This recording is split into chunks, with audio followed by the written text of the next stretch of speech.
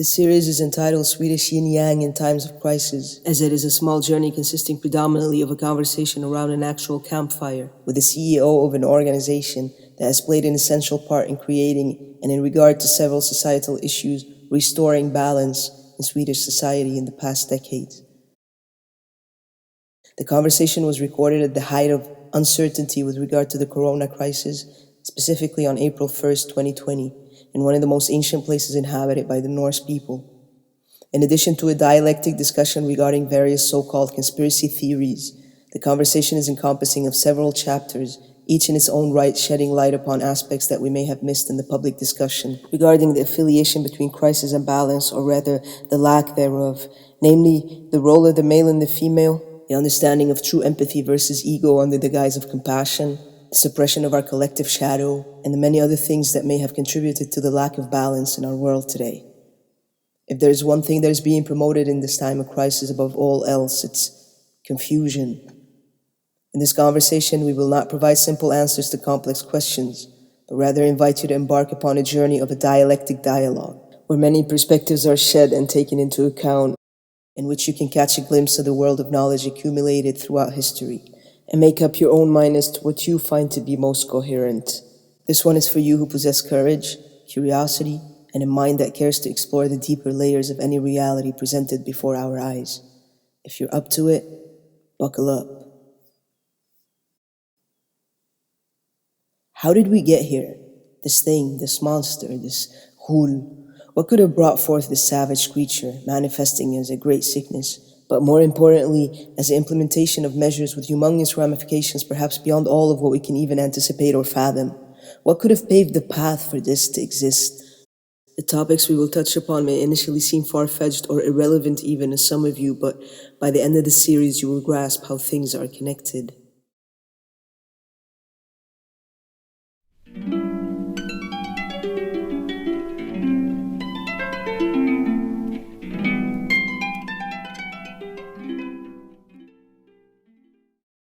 In the Chinook legend of the Maltnuma, a great sickness befalls the people and spreads to kill old and young. The extracted wisdom drawn out of that story is that the ecological balance was distorted, due to the fact that some had taken far more than they needed from the land and the river. The solution was ultimately an offering or sacrifice of sorts, which came in the form of the chief's daughter, voluntarily giving her life back to the Great Spirit in order for that balance to be restored. Of course, this act is symbolic and relates to that specific culture, just as the windflower representing the blood of Adonis in the tale of Aphrodite and her everlasting love for him held the symbolic significance of resurrection in ancient Greece and the Mediterranean region. While another tale of death and rebirth manifests as that of the Egyptian goddess Isis and her beloved Osiris.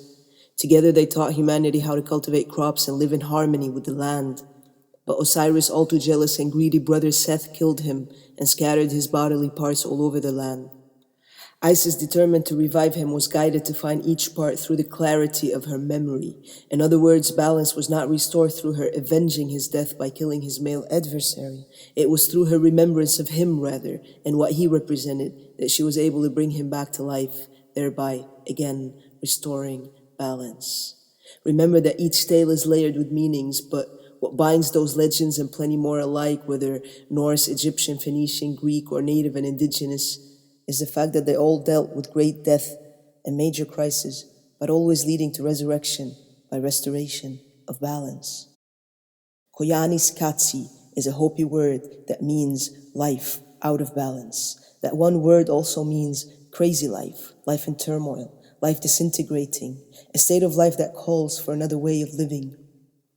When Maulana Jalaluddin Rumi was asked, "What is poison?" he replied, "Anything which is more than our necessity is poison. It may be power, wealth, hunger, ego, greed, laziness, love even, ambition, hate, anything." Could it be that our ancestors and the great thinkers of our time were trying to convey something universal, hence applicable regardless of time and place? And if so, how does this wisdom that seems to always associate crisis with imbalance relate to what the world is facing today?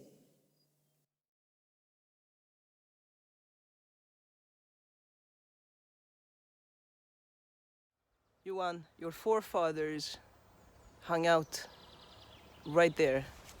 Yeah. right there. Do you have any idea what they might have been doing? Like if we were to go back 2,000 years, what do you think it would look like? 2,000 years? Well, pretty much the same. Yeah, you and me standing there with a cam. No, a bit. I don't know if there was a village here or if it was some sort of ritual burial ground. There was a village. It was like what do you call it? Like a handelsplats, a market, Trading. like a trading market. Yeah, trading place. Okay, so probably the sea was a bit Further up. Further up. Yeah. They came from Russia. They were doing business in Russia, probably, and in the Mediterranean. Do you think there was the same fear towards the Russians as we are witnessing today, and ever since, as far as I can recall? They were probably. There was probably as much fear, but they were probably much more used to it.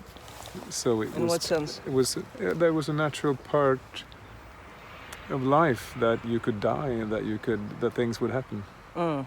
Now we're more afraid of less danger. Yeah. They were in much graver danger than we were, but they probably weren't as afraid as we are now. I would guess. We are going to go up the mountain right behind us here, and this mountain is called the Heliga berget, which means the holy mountain.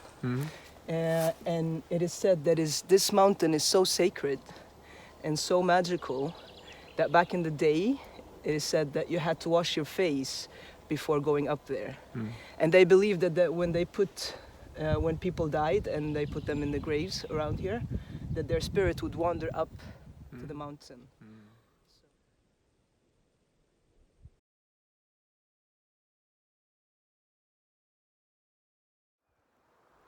It's interesting, we were talking about Freya and you said, and I didn't even mention this, and you said she's thought of as the goddess of love, where in truth is actually a story of resurrection. So. But as you said, and rebirth. Yeah. And I think in this place it's very, very clear because winter is very cold and everything actually is born again. The whole nature, all of nature is born again, and you have the yearly cycle is very clear. And then in autumn, everything dies, or it doesn't die, but appears to die. But it doesn't, because Freya comes back and rewakes. And without her, well, then there would be no spring, right? So when we come to the next ice age, it's because Freya isn't here.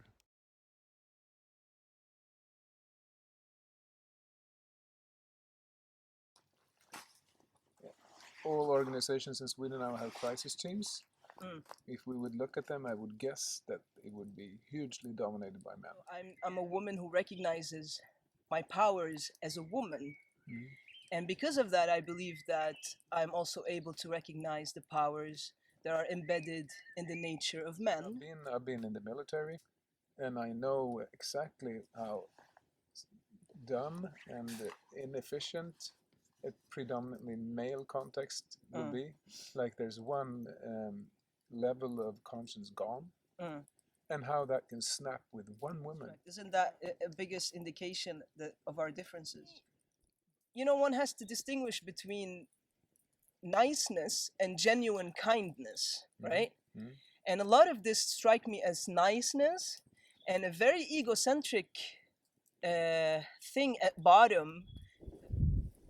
So I think maybe it's not the materialistic that is the problem. I think it's when we lose connection to why.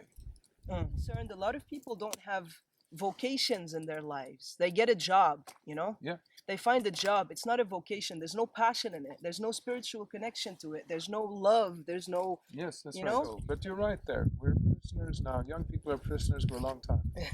Yeah. That's something to think about. Yeah. As far as I'm concerned, there are two approaches that are of less intelligence when it comes to conspiracies. One is to think of everything as a conspiracy. Two is to think that there is no such thing as conspiracy? Like for me, a conspiracy is a bunch of people or a few people want to achieve a goal and are consciously manipulating the world to reach our ends, and we may not tell everybody what our aims are. Right? Okay. If that's a conspiracy, of course there's conspiracies. This is how these magic tricks, if you will, work. They're not magic, they're actually just manipulation. Like if a so-called magician can do that to a person or a group of people, what makes you think that it doesn't happen on a higher plane? That an entire population could be led to, through such thing as a crisis, for example, choose its own slavery or enslavement. When the conspiracy theory gets so complex, it gets ridiculous. Imposed. But what's one of the humans species, what we're best at is eating, gossiping. Okay. How in the world would you keep it secret? We'll live the same in the same world as those who are frustrated and panicking. But our experience is different.